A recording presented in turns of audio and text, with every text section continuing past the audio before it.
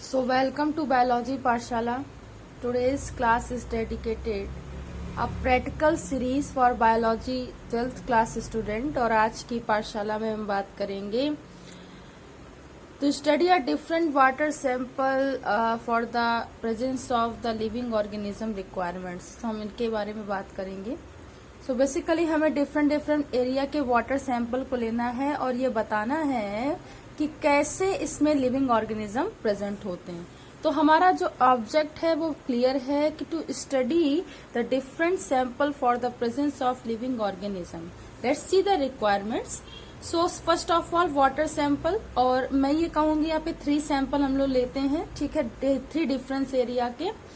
So basically water जो pound का water हो गया, रिवराइन हो गया, कैनाल वाटर हो गया, या आप ये भी ले सकते हो road side water. Okay, then या डिफरेंट एरिया का होम का वाटर आप इससे भी टेस्ट कर सकते हैं. तो 3 डिफरेंट एरियाज होने चाहिए basically, microscope and the glass slide, dropper and methylene blue spirit lamp etcetera. तो इतनी सारी चीजें होनी चाहिए. Let's see the procedure. So take a clean slide, put up a few drop of water separately from the different water sample.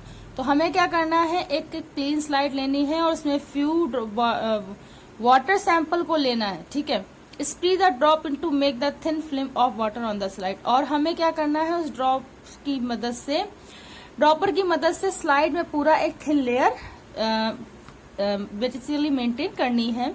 Allow it to dry, और इसे थोड़ी देर सूखने देना. तो जितनी देर हम लोग सूखने देते हैं उतनी देर में क्या होता है कि जो प्रेजेंस ऑफ लिविंग ऑर्गेनिज्म है वो अपीयर होने लगता है, मतलब वो प्रेजेंट होने लगता है, वो हमें दिखाई नहीं देगा. अंडर द माइक्रोस्कोप इसकी स्टडी होगी.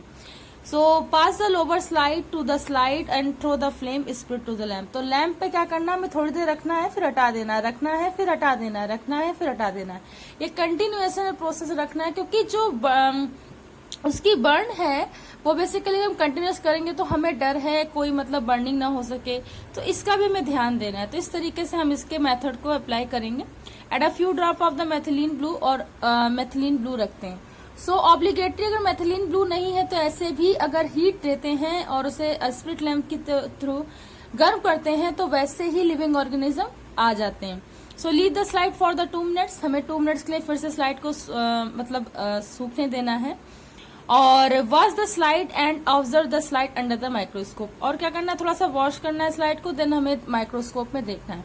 यहाँ पे आपको बहुत सावधानी से, ठीक है, वॉश करना होता है, ठीक है, और उसे लिविंग ऑर्गेनिज्म को देखना होता है. तो ऑब्जर्वेशन में देखिए क्या चीजें आती हैं.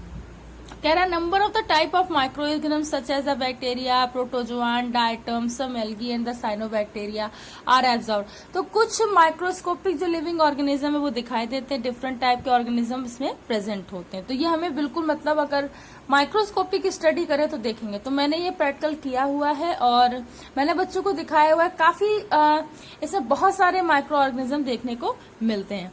तो डिफरेंट टाइप के कोकाई हो गया, बेसलाई हो गया, विब्रियो हो गया, स्पिरलाई हो गया, टेफिनिया हो गया, कोपेट्स हो गया, रोटिफर हो गया, वाटर स्टाइडर हो गया.